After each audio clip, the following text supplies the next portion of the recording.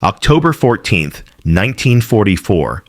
The Miller Farm, outskirts of Sparta, Wisconsin. The air smelled of dried corn husks and the sweet, heavy scent of molasses from the cattle feed.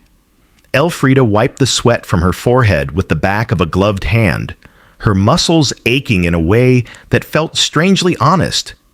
Beside her, Greta, younger and far more fragile, leaned heavily against the wooden fence, her breath coming in short, terrified gasps as the green army truck rumbled up the gravel driveway. Captain Harrison stepped out, his boots crunching on the autumn leaves.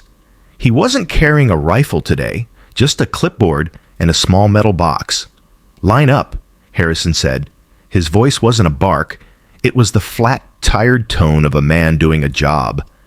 Elfrida instinctively stepped in front of Greta, shielding the girl's trembling frame. Here it comes, she thought, the deduction, the tax for breathing their air. She clutched her small, empty leather purse inside her apron pocket, feeling the worn texture of the only thing she had left from home. Harrison walked down the line of 5 women. He stopped in front of Elfrida. He didn't strike her. He didn't yell. He extended a crisp, white envelope. 80 cents a day, 6 days. That's $4.80, minus the canteen coupons you used, Harrison stated, marking his clipboard. "It's yours, ma'am. Count it."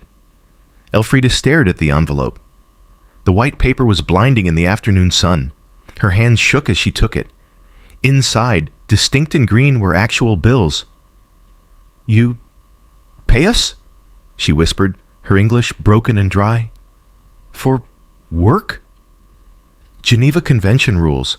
America keeps its word," Harrison muttered, moving to the next woman. "Don't spend it all on chocolate."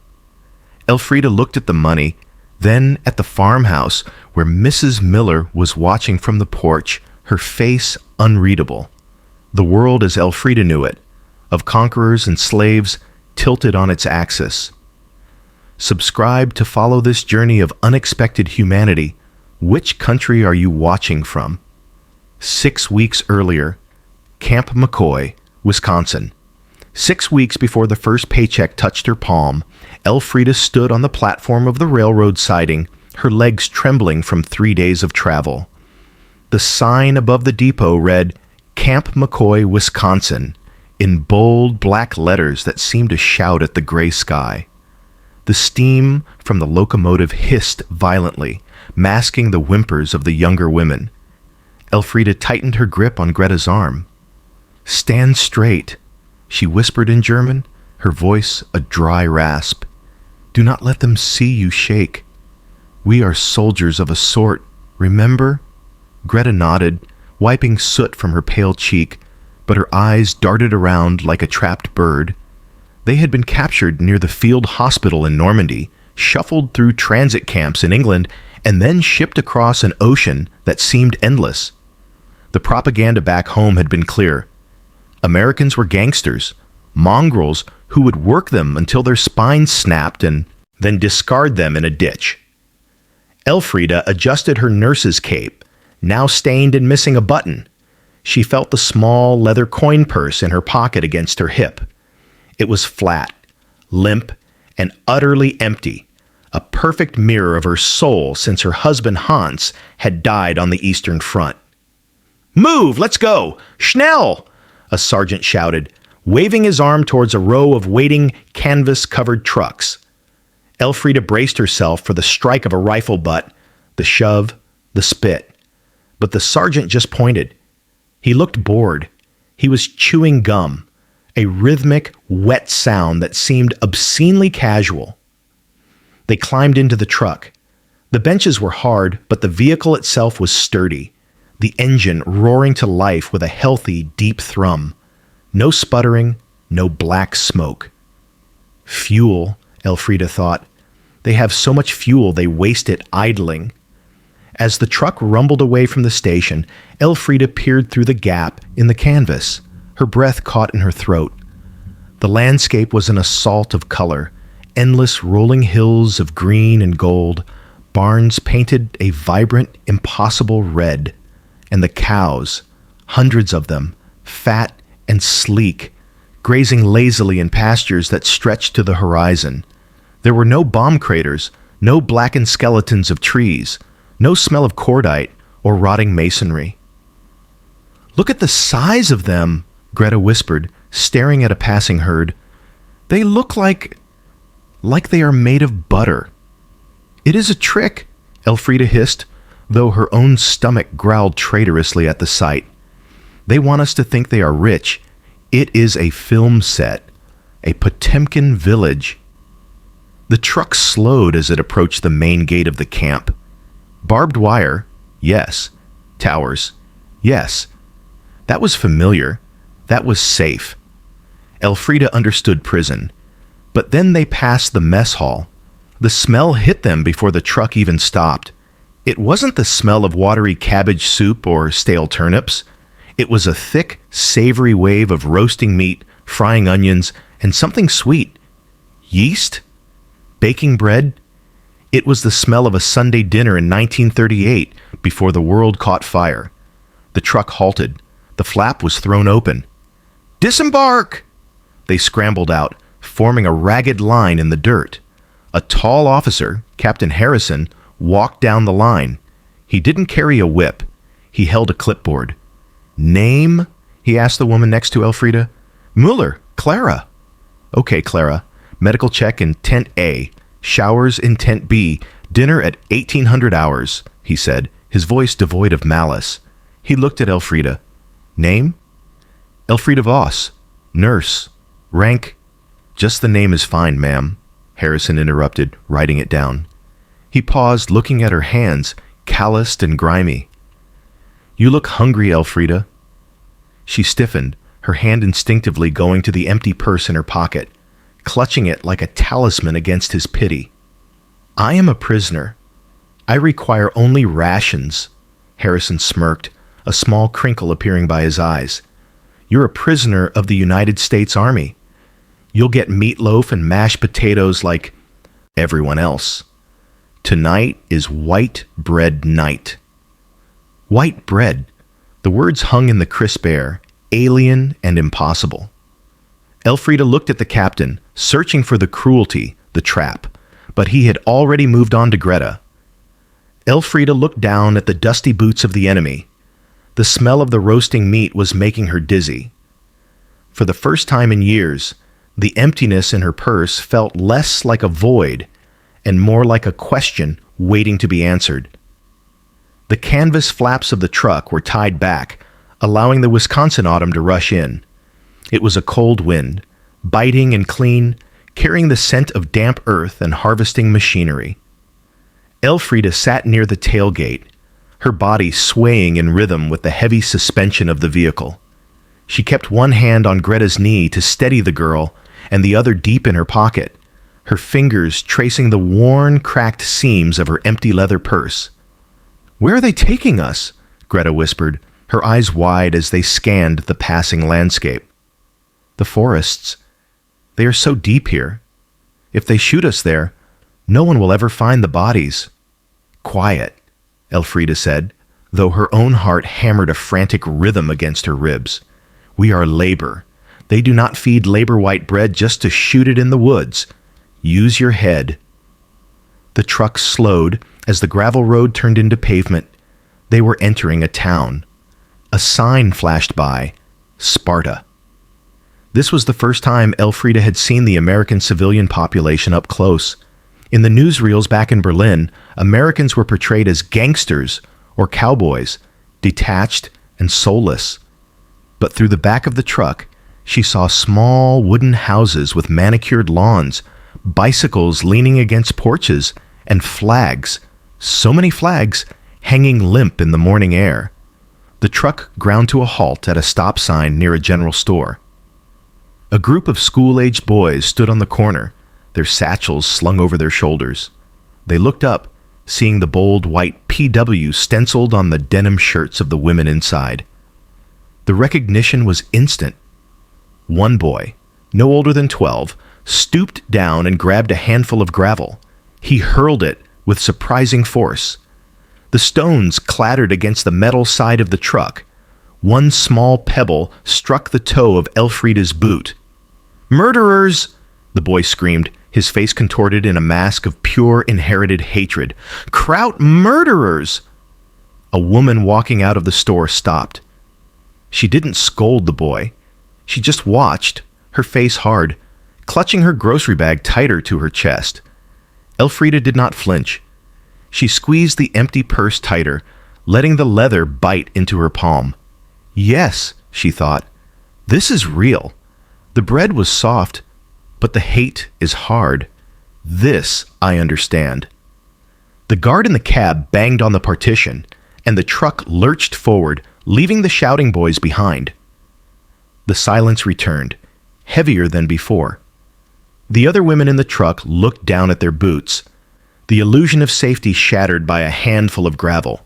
20 minutes later, the truck turned off the main road onto a long dirt driveway lined with towering oak trees. The vehicle bounced violently before coming to a stop in front of a large, white farmhouse that seemed to anchor the sea of yellow corn surrounding it. "Everybody out!" the guard called. Elfrida jumped down, her boots sinking into the soft soil. The air here was different, silent, save for the rustling of dry corn stalks rubbing against each other like whispering ghosts. Two figures stood on the porch of the farmhouse. One was a man, older, with shoulders stooped by decades of gravity and labor. He wore faded overalls and held a pipe that had gone out long ago. This was Mr. Miller. He looked at the women not with hate, but with a weary resignation, as if they were just another piece of equipment he had to learn to operate. Beside him stood a woman. She was shorter, wiping her hands on a floral apron. Her gray hair was pulled back in a severe bun. This was Mrs. Miller. Elfrida met her gaze and felt a chill that had nothing to do with the wind. Mrs. Miller's eyes were dry and sharp. They swept over the line of prisoners, lingering on the PW letters, and then locked onto Elfrida's face. It was a look Elfrida had seen 1,000 times in the mirror after Hans died, a hollow, burning void left by grief that had turned into anger. "They look thin, Harrison," Mr. Miller said, his voice gravelly. "Can they work? The corn needs to be shocked before the frost sets hard." "They're healthy enough, Art," the guard replied, handing over a clipboard. "Treat them according to the rules. I'll be back at 1700 to pick them up." Mrs. Miller didn't speak. She turned sharply and went inside the house, the screen door slamming shut with a definitive bang that echoed across the yard. Mr. Miller sighed, scratching his chin. He walked down the steps and pointed toward a pile of tools near the barn, sickles and heavy leather gloves. "Grab a pair of gloves and a knife," he said, not making eye contact. "You start on the south 40. Don't leave nothing on the stalk." Elfrida walked to the pile. She picked up a sickle. The steel was cold and heavy. It was a tool, but it felt like a weapon. She looked back at the house. In the shadow of the window, she could still see the silhouette of Mrs. Miller watching them. "Come, Greta," Elfrida said, shoving her purse deep into her apron to keep it safe from the dirt. "We have corn to cut." The cornfield was a vast, rustling ocean that seemed determined to drown them. To Elfrida, the stalks were not plants, but adversaries, standing 7 feet tall, their dry leaves serrated like saw blades that sliced at exposed skin. The rhythm of the work was brutal and monotonous. Grab the stalk with the left hand, swing the heavy steel sickle with the right, stack the shock, and move on. Swing, cut, stack, step. The sun climbed higher, burning away the morning chill and replacing it with a humid, dusty heat that clung to their clothes. Dust from the corn tassels coated Elfrida's throat, mixing with sweat to form a gritty paste. She worked mechanically, her body remembering the endurance of 12-hour shifts in the field hospital, but her nutrition had not caught up with the demand. Her stomach was a hollow pit, aching with a sharpness that made her hands tremble. Beside her, Greta was failing. The younger woman's face had turned the color of old parchment. She wasn't swinging the sickle. She was hacking at the corn, wasting energy she didn't have. "Pace yourself," Elfrida murmured, without breaking her own rhythm. She glanced toward the edge of the field where Mr. Miller sat on his tractor, tinkering with the engine. He didn't seem to be watching them, but Elfrida knew better. Guards always watched, even civilian ones.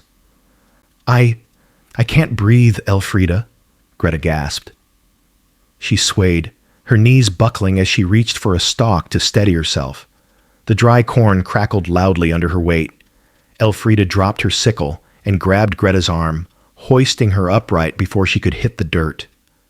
"Do not fall," she hissed into Greta's ear, her grip bruisingly tight. "If you fall, they will say you are useless.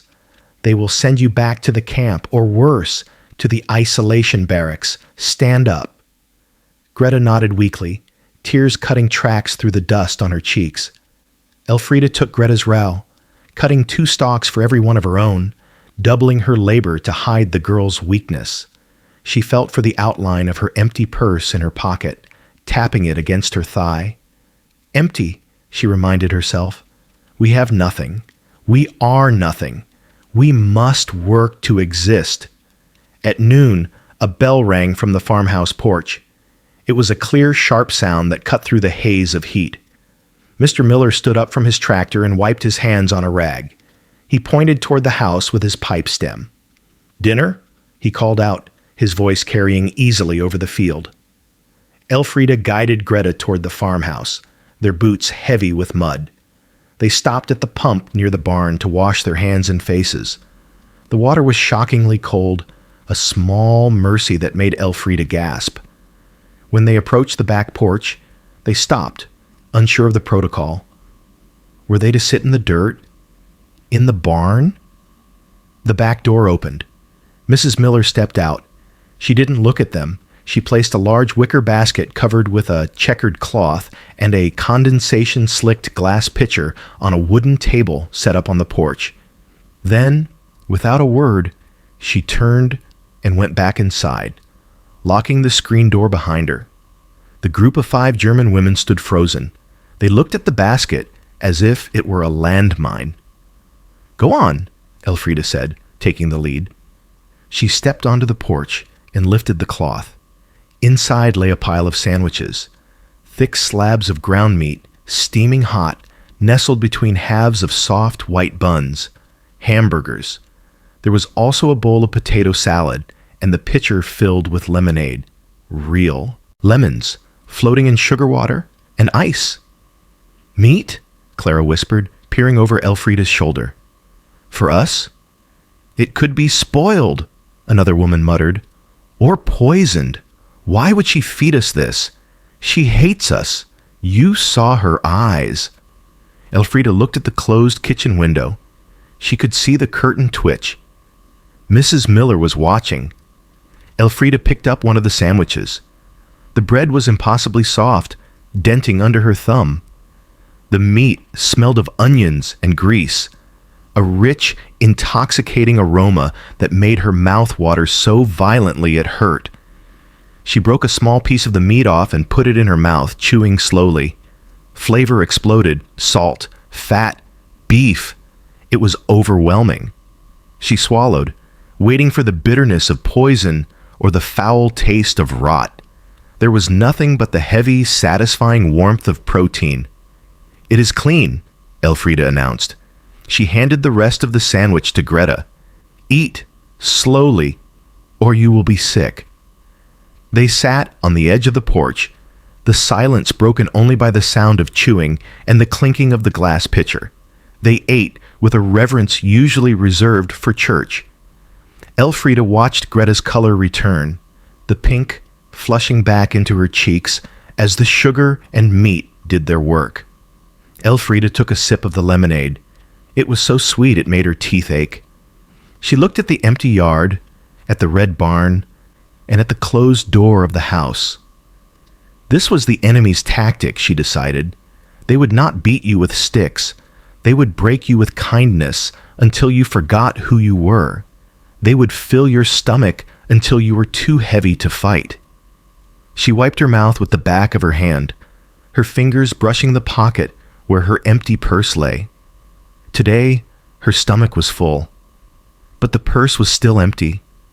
She would eat their food, she vowed, but she would not let them buy her soul with a hamburger.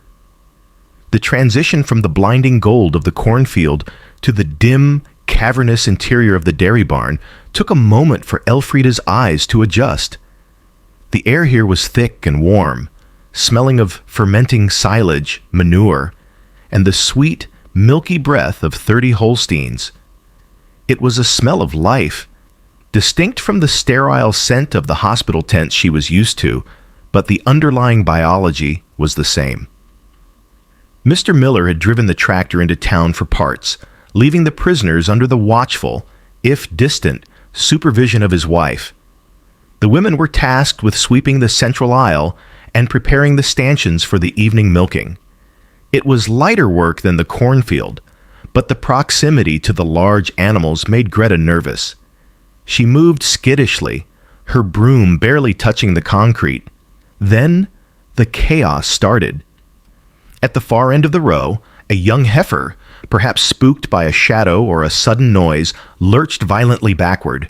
Her rear hoof slipped on the wet concrete and slid through the gap in the wooden stanchion. The animal bellowed, a low guttural sound of pure panic, and began to thrash. "Get back!" Clara screamed, dropping her shovel. The heifer kicked out, her heavy body slamming against the wooden dividers. The sound of wood cracking echoed like a gunshot. The other cows began to shift and stomp in agitation, a chain reaction of fear rippling down the line. Mrs. Miller appeared at the doorway connecting the house to the barn. Her face was pale, her hands pressed to her mouth. She took a step forward but froze as the heifer lunged again, its leg twisted at a sickening angle. If the bone snapped, the cow would have to be put down. A loss of hundreds of dollars, a tragedy for a farm already stretched thin by the war. Elfrida didn't think. The paralysis of being a prisoner, of being the enemy, evaporated. In that moment, the heifer was not livestock. She was a patient in shock. "Hold the gate!" Elfrida barked at Greta in German, her voice commanding and devoid of fear. "Do not let the others crowd her." Elfrida dropped her broom and sprinted toward the thrashing animal. She didn't approach timidly. She moved with the assertive weight of someone who had held down delirious soldiers while shrapnel was dug from their flesh. "Easy," Elfrida soothed, her voice dropping an octave, turning into a low, rhythmic hum. She moved to the cow's head, avoiding the flailing hooves. She grabbed the halter, using her body weight to force the animal's head down. "Ruhig, Mädchen, ruhig." The heifer's eyes rolled white with terror, foam dripping from her muzzle. Elfrida pressed her forehead against the cow's neck, ignoring the stench and the danger, transmitting her own calm into the beast. Slowly, the thrashing subsided into trembling. "Greta, the board," Elfrida ordered, not looking back. "Pull the bottom board. Now." Greta, galvanized by the order, rushed forward and yanked the loose slat of the stanchion. Elfrida slid her hand down the heifer's leg. She felt the tendon, the muscle, the bone. It was jammed, tight and hot, but not broken. Not yet. "Push back," she grunted, shoving her shoulder into the cow's flank. The animal yielded, just an inch. Elfrida guided the hoof back through the gap. The cow stood firmly on all four legs, shaking but whole. Elfrida exhaled, a long, shuddering breath. She patted the animal's neck one last time and stepped back, wiping the slime and dirt from her hands onto her apron. Her heart was racing now, the adrenaline fading to leave her knees weak. She turned around. Mrs. Miller was standing 5 feet away. The older woman wasn't looking at the cow. She was looking at Elfrida. The hatred that had been etched into her face earlier was gone, replaced by a confused, guarded assessment. She had seen the hands of the enemy, and those hands had healed, not destroyed. The silence stretched, filled only by the heavy breathing of the cattle. Mrs. Miller reached into the pocket of her apron. She walked forward, stepping into Elfrida's personal space. For a second, Elfrida flinched, expecting a reprimand for touching the property without permission. Instead, Mrs. Miller held out a small, rectangular object wrapped in paper. "Here," Mrs. Miller said. Her voice was rusty, as if she hadn't used it gently in a long time. "For your hands." Elfrida took it. It was a bar of soap. Not the gray, gritty lye soap supplied at the camp, but a bar of creamy, floral-scented commercial soap. Lavender. "Thank you," Elfrida whispered. Mrs. Miller nodded once, stiffly, and retreated to the safety of her kitchen door. Elfrida stood in the dim light of the barn. She slid the bar of soap into her pocket, right next to her empty leather purse. She squeezed them both. The purse was the past, empty and dead. The soap was the present, solid, fragrant, and undeniable. She brought her hand to her nose and inhaled. For the first time in months, she didn't smell like a prisoner. She smelled like a woman. By the second week, the blisters on Elfrida's hands had hardened into calluses, transforming from open wounds into armor. The rhythm of the farm had become a seduction. The rising sun, the smell of damp earth, and the lowing of the cattle created a trance that almost allowed her to forget the barbed wire waiting for her every evening back at Camp McCoy. But the war was not gone. It was merely waiting for a frequency to transmit on. It was a Tuesday afternoon, gray and heavy with impending rain. Mr. Miller had set up an old Philco radio on a workbench in the corner of the barn to listen to the grain prices while he repaired a harrow. The device was a battered wooden box, humming with electric warmth, its dial glowing a faint amber in the shadows. The German women were shelling corn by hand near the open bay doors. It was quiet work, the dry kernels rattling into metal buckets like hail on a tin roof. Mrs. Miller sat nearby on an overturned crate, peeling apples with a small hooked knife. Her movements were precise and aggressive, the peel spiraling down in long, unbroken ribbons. Then, the music on the radio cut out. The static hissed, followed by the crisp, mid-Atlantic accent of a news announcer. Third Army continues its push toward the Siegfried Line. Heavy artillery fire has been reported near Aachen as resistance crumbles. Air raids over the Rhineland have successfully targeted rail depots and industrial centers. The sound of the corn hitting the buckets stopped instantly. Elfrida froze, a cob half-stripped in her hand. Aachen. That was the border. The war was no longer in France. It was bleeding into the fatherland. She looked at the other women. Their faces were masks of ash. They had been told by their leaders that the border was impenetrable, a fortress of steel and will. "My mother lives in Aachen," Greta whispered. Her voice was so faint it barely carried over the hum of the radio tubes. "Casualties are expected to be high as the encirclement completes," the voice on the radio continued, dispassionate and clinical. "General Patton stated this morning?" Greta dropped the corn cob. It clattered loudly on the concrete floor. She brought her hands to her face, her shoulders beginning to shake. It wasn't a scream. It was a sound of suffocation, a gasping, jagged sob that tore out of her throat. She slid off the bench, collapsing onto her knees in the straw, rocking back and forth. "Mama. Mama." Greta keened, a child's cry in a woman's body. Elfrida moved to comfort her, but stopped. She looked at Mrs. Miller. The farmer's wife had stopped peeling. The knife hovered in midair, the apple half naked. Mrs. Miller was staring at the radio. Her face was unreadable, etched with deep lines that Elfrida had initially mistaken for mere age. Now, seeing the way Mrs. Miller's eyes fixed on the speaker, Elfrida recognized the look. It was the same look Elfrida had seen in the mirror every morning since the telegram about Hans arrived. It was the look of a woman who dreaded the mailman. Mr. Miller was outside, the tractor engine masking the sound of the broadcast. It was just the women.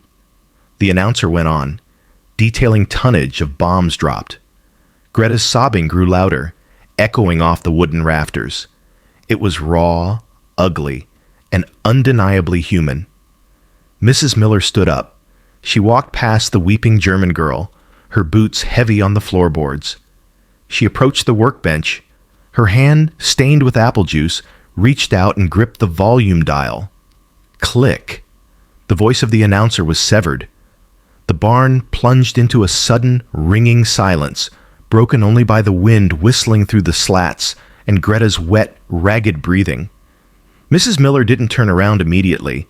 She stood there, her hand resting on the warm wood of the radio cabinet. "Work," Mrs. Miller said, her back still turned. Her voice was low, lacking its usual sharp edge. "There is work to be done." She turned around then, and for a fleeting second, her eyes met Elfrida's. There was no hatred there anymore. There was no forgiveness either. There was only a weary recognition. Mrs. Miller looked at Greta, then back at Elfrida. "My son is in Belgium," Mrs. Miller said. It was a statement of fact, dropped into the space between them like a stone into a well. "We haven't heard from him in 3 weeks." Elfrida felt the weight of her empty purse against her hip and the bar of soap in her other pocket. She nodded, a slow, solemn dip of her head. "I am sorry," Elfrida said in English. "Waiting is the hardest part." Mrs. Miller's mouth tightened. She picked up her knife and returned to her crate. "Peel," she said, pointing to a basket of apples near the prisoners. "The corn can wait. We need to finish the apples." Elfrida pulled Greta to her feet, wiping the girl's face with the corner of her apron. "Come," she whispered in German. We work, so we do not think." They sat in a circle, the American mother and the German prisoners, peeling apples in the dim light. The radio remained silent, a dark box in the corner, but the war was still there, sitting among them, a ghost that drank their fear and ate their hope. But for now, at least, the noise had stopped. Saturday afternoon at Camp McCoy was usually a time of dread. In the camps back in Europe, weekends were when the bureaucracy caught up with the prisoners, when lists were read, names were crossed off, and people vanished onto trains headed east. Elfrida stood in formation outside Barracks 4, the wind whipping around the corners of the tar-papered buildings. The sky was a bruised purple, threatening snow. The women of her work detail stood shoulder to shoulder, shivering not just from the cold, but from the uncertainty. They had been pulled off the trucks an hour early. No explanation. "Did we break something?" Greta whispered, her teeth chattering. "Maybe the cow. Maybe they found out I stopped working to cry." "Silence," Elfrida commanded softly, staring straight ahead. "Whatever comes, we take it standing up." But she was afraid. Her hand crept into her pocket, finding the empty leather purse. It felt like a dried leaf, fragile, flat, and useless. She squeezed it, grounding herself in its familiar emptiness. It was the only thing she owned that the Americans hadn't issued, stamped, or sanitized. A jeep rolled up, tires crunching on the frost-hardened ground. Captain Harrison stepped out. He was followed by a corporal carrying a metal lockbox. The formation tightened. Muscles locked. Breath was held. Harrison didn't shout. He walked to a folding table set up in front of the formation and placed the box down with a heavy thud. He unlocked it. The sound of the latch clicking echoed in the silent yard. He didn't pull out handcuffs. He didn't pull out transfer papers. He pulled out a stack of envelopes. "At ease," Harrison said, his voice carrying easily in the stillness. "Pay call."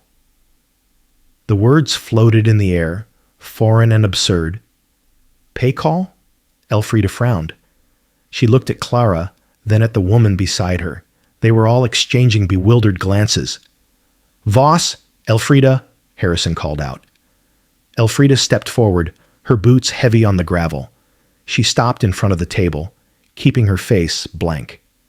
She expected a trick, a piece of paper saying she owed them for the food, perhaps, a bill for the air she breathed. Harrison picked up an envelope. 6 days of labor, 80 cents a day. That is $4.80 in canteen scrip. He held it out. Elfrida didn't move. She stared at the envelope. In Germany before she left, money had become a joke. Inflation had turned banknotes into wallpaper. And here, the enemy was offering her value.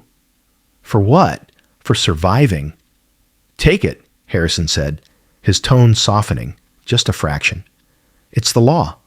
Geneva Convention, Article 27. You worked, you get paid. We aren't running a slave plantation here, Voss."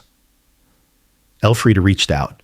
Her fingers brushed the crisp paper of the envelope. She took it.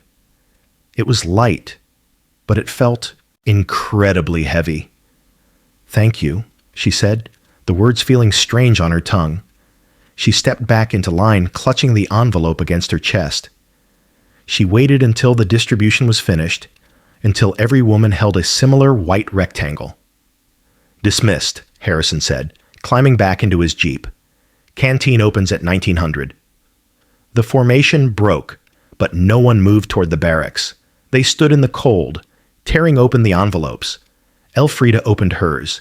Inside were small printed booklets of scrip, coupons that looked like miniature banknotes, printed with U.S. Army and denomination numbers.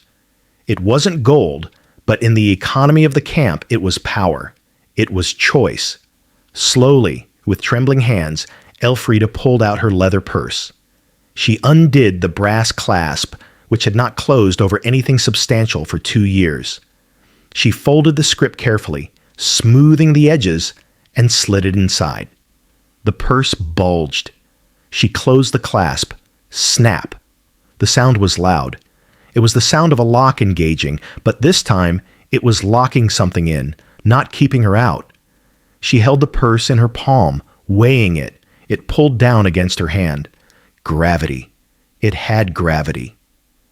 "They pay us," Greta whispered, looking at her own envelope with wide, wet eyes.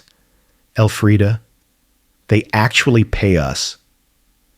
Elfrida looked at the barbed wire fence, then at the warm glow of the canteen windows in the distance. The narrative she had built to survive, the story of the victim, the martyr, the slave, was cracking. You could hate a captor who beat you. You could hate a captor who starved you. But how did you hate a captor who paid you a fair wage for shucking corn? "Yes," Elfrida said, sliding the heavy purse back into her pocket. It bumped against her hip as she walked, a rhythmic reminder that she was no longer just a number. "They pay us. And tonight, Greta, we are going to buy chocolate." The Camp McCoy canteen was a wooden building that glowed like a lantern in the snowy darkness of the compound. To the prisoners, it had been a forbidden temple, a place where the American guards disappeared to emerge smelling of tobacco and spearmint. Tonight, the doors were open to them. Elfrida pushed the heavy door open, a bell jingling cheerfully above her head.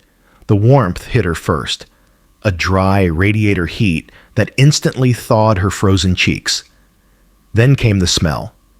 It was a dizzying cocktail of roasted coffee, newsprint, sweet pipe tobacco, and the sugary, vanilla scent of chocolate. For a moment, the group of German women stood clustered by the entrance, paralyzed by the sheer volume of things. Shelves lined the walls, stocked with a precision that mocked the shortages of Europe. There were pyramids of soap bars, stacks of writing pads, rows of toothbrushes in bright primary colors, and glass jars filled with hard candies that glistened like jewels under the electric lights. "Look," Greta whispered, pointing a trembling finger at a cooler box. "Coca-Cola." The young girl moved toward the soda as if in a trance. Around them, other prisoners were already crowding the counter, their voices hushed reverently as they pointed at chocolate bars and packs of cigarettes. It was a frenzy of consumption, a desperate attempt to fill the void of the last few years with sugar and smoke. Elfrida did not move toward the food. Her stomach was full from the mess hall dinner. Her hunger tonight was for something else. She walked slowly down the aisle, her hand clutching the leather purse in her pocket. The weight of the script books inside was a comforting anchor. She wasn't a beggar here. She was a customer. She stopped in front of the stationery section. A stack of airmail envelopes sat there, crisp and blue-edged. Beside them, bottles of ink and simple fountain pens.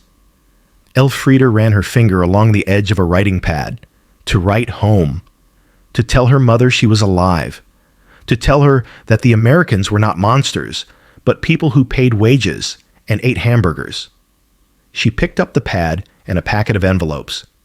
Then, her eyes caught something on the bottom shelf, tucked behind a box of shoe polish.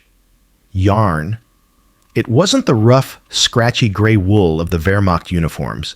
It was a deep, midnight blue, soft and tightly spun. There were knitting needles, too, simple wooden ones. Elfrida stared at the blue wool. It reminded her of the scarf her husband Hans had worn on their honeymoon in Bavaria. It reminded her of a time before uniforms, before the PW was stenciled on her back. She thought of Mrs. Miller, standing on the porch in the biting wind, coughing into her thin collar, the woman who had given her soap, the woman whose son was missing. Elfrida picked up the yarn. It was soft against her calloused thumb. "Help you with something?" Elfrida looked up. The clerk was an older American sergeant with reading glasses perched on his nose. He didn't look hostile. He looked bored. "Yes," Elfrida said, placing the writing pad, the envelopes, the yarn, and the needles on the counter. "I wish to buy these." The sergeant tallied the items up on a piece of paper. "That'll be $2.10. Elfrida pulled out her purse. She opened the clasp with a decisive snap. She thumbed through the booklet of coupons, the fruit of her labor in the cornfields, and tore out the correct amount. She placed the scrip on the counter. The sergeant took it, counted it, and slid the items toward her. "Here you go," he said. "Thank you," Elfrida replied. She put the items into her pockets. The yarn felt bulky and strange, a secret weight against her hip. Greta came up beside her, clutching a bottle of Coca-Cola and a Hershey's bar, her face beaming with a childish delight. "I got it, Elfrida. I got the chocolate," Greta squealed. "Good," Elfrida said, patting the pocket where the blue wool lay hidden. "Now we go back. I have work to do tonight." They walked back out into the cold night. The wind was still biting, but Elfrida didn't feel it as sharply as before. She had a pen to record her history, and she had wool to create warmth. For the first time since her capture, she felt the flicker of control returning. She wasn't just surviving the war anymore. She was beginning to live through it. Winter in Wisconsin did not arrive politely. It struck like a hammer. By early November, the golden cornfields were buried under a foot of hard, crusted snow, and the wind screaming across the plains carried a bite that could freeze exposed skin in minutes. The work detail had shifted from the fields to the farmyard. Elfrida and her group were tasked with shucking the remaining corn in the crib and breaking ice in the cattle troughs. It was brutal, freezing work.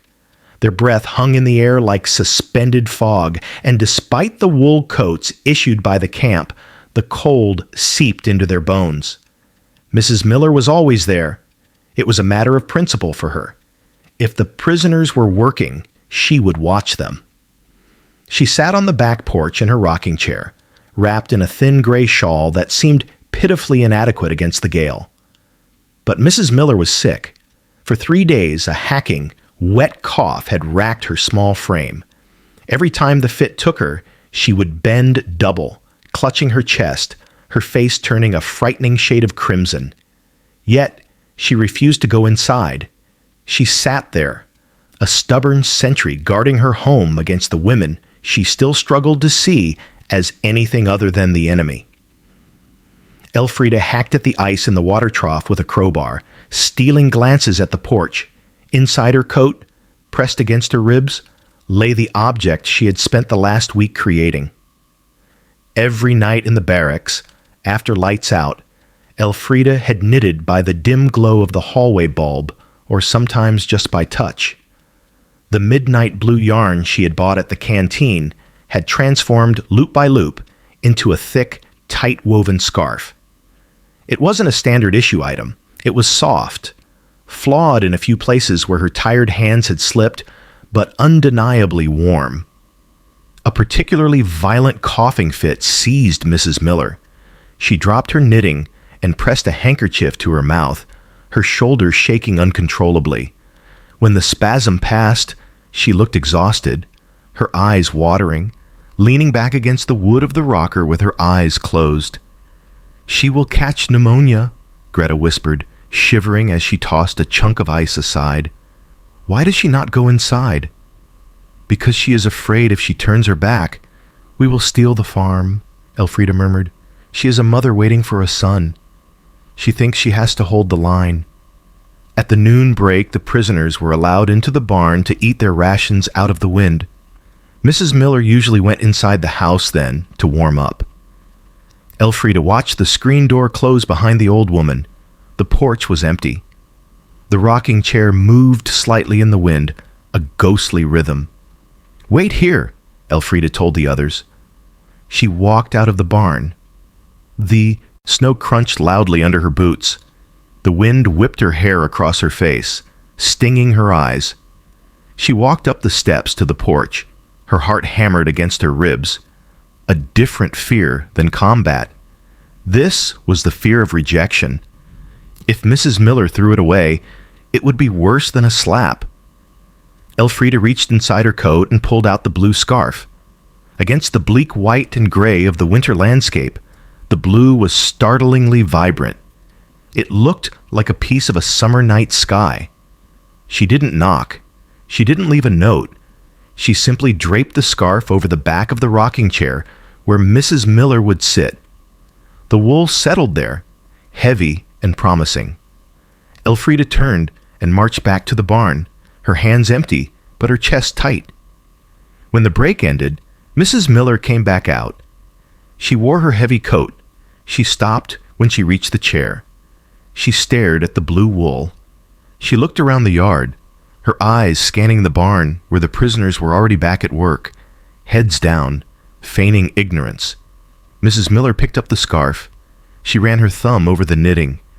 She stood there for a long time, the wind tugging at the hem of her dress. Then slowly, she wrapped the scarf around her neck. She tucked the ends into her coat and sat down.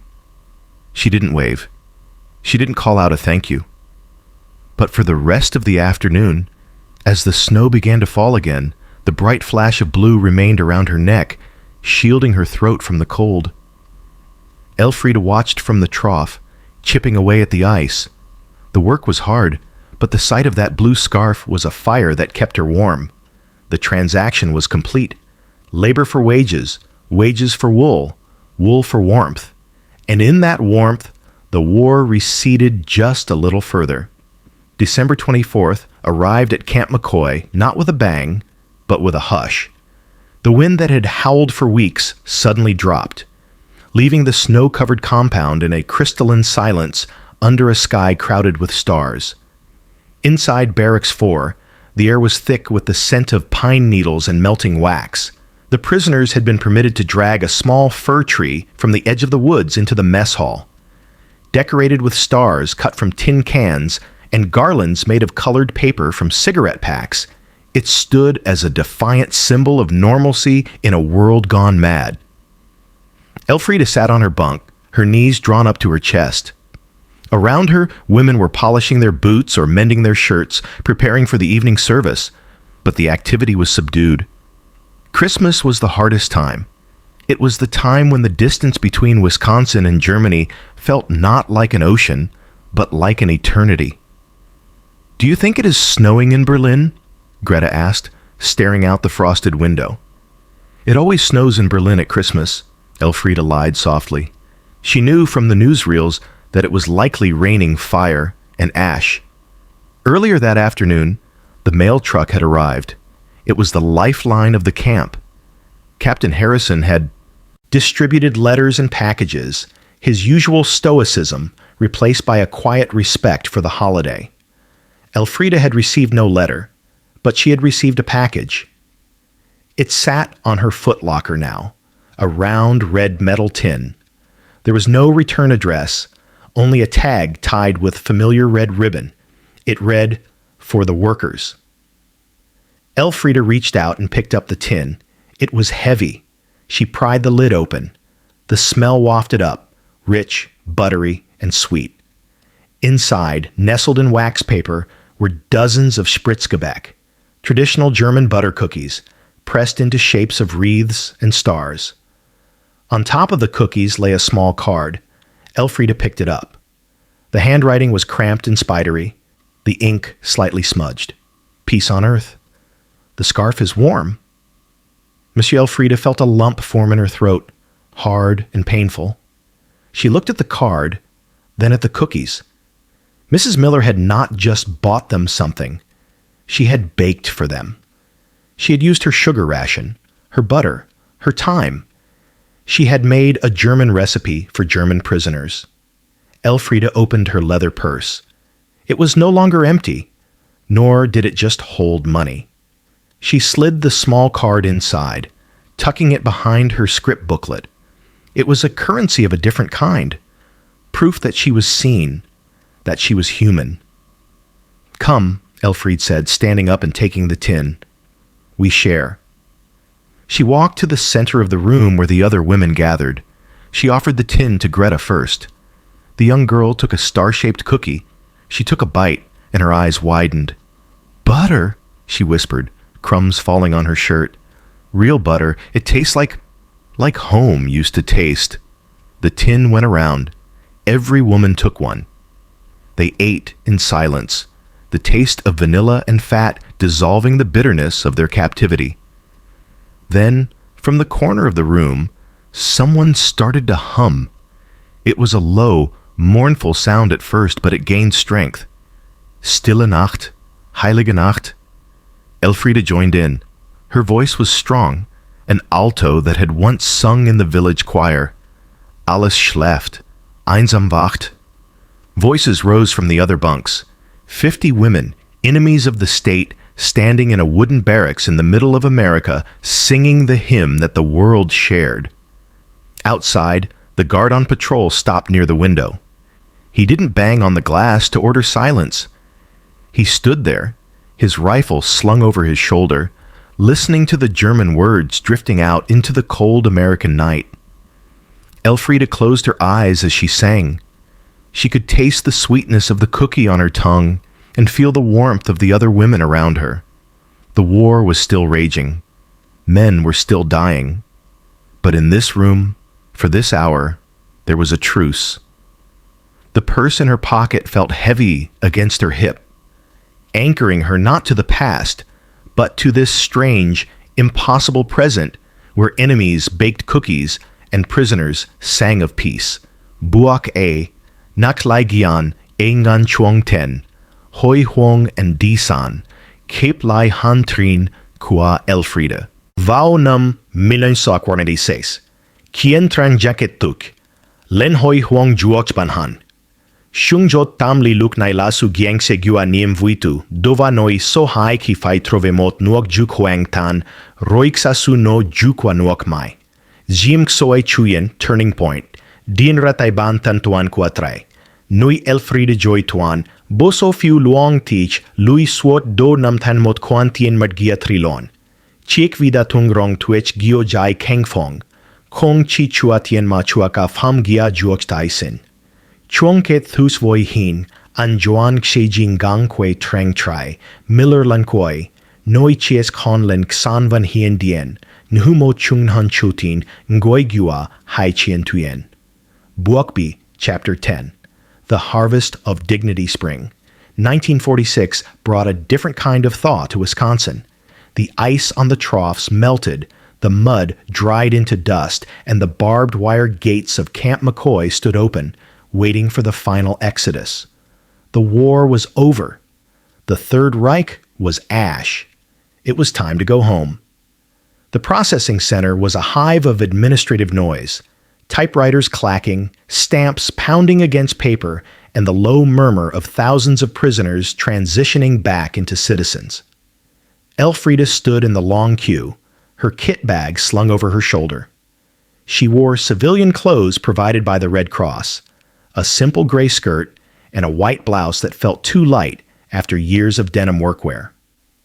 When she reached the paymaster's desk, a young lieutenant looked up. Name and prisoner number: Voss Elfrida, 44782. The lieutenant pulled a file. He ran his finger down a ledger column. He whistled low. You worked every week, didn't you, Voss? Yes, Elfrida replied. Every week. Well, it adds up. He opened a cash box. You have 2 years of accumulated wages, minus canteen deductions. That comes to $312. $300. In the ruins of Berlin, where a pack of cigarettes could buy a piano, this was a fortune. It was a foundation. It was a roof. It was a life. Elfrida pulled out her leather purse. The leather was darker now, polished by the oils of her hands and the friction of her pocket. She opened the clasp. The lieutenant counted out the bills, crisp, green American dollars, and a draft check for the remainder. He slid them across the table. Elfrida picked up the money. She didn't shove it in hastily. She folded the bills with deliberate grace and placed them inside the purse. She placed the draft check next to Mrs. Miller's Christmas card, which she had kept safe all this time. She closed the purse. Click. The sound was solid. The purse was heavy, dense with the physical manifestation of her survival. It was no longer a symbol of loss. It was a weapon against the future's uncertainty. Good luck, Voss, the lieutenant said, stamping her. Release papers. Thank you, she said. And for the first time, she smiled, a genuine, unguarded expression that reached her eyes. Thank you for the work. The trucks were waiting outside. This time, the canvas flaps were rolled up. They were not hiding anymore. As the convoy rumbled out of the camp and onto the county road, Elfrida moved to the side of the truck bed. She needed to see it one last time. The landscape rolled by, the greening fields, the red barns, the fat cattle grazing in the sun. It was the same view that had shocked her 2 years ago, but now it felt like a memory of a strange golden dream. The truck slowed as it approached the Miller farm. Elfrida held her breath. Would she be there? And then she saw her.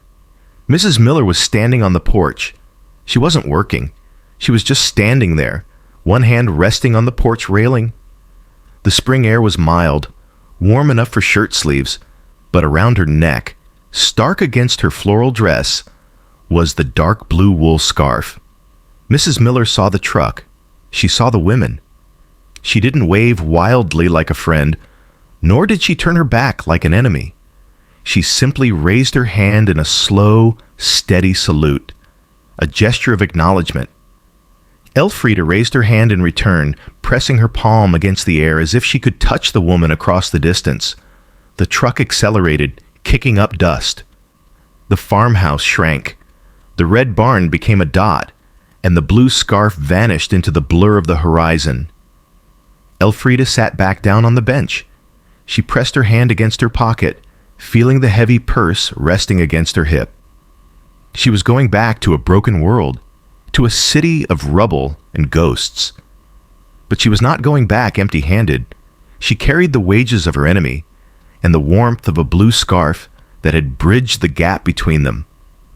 The train whistle blew in the distance, a long, mournful cry that sounded like a beginning.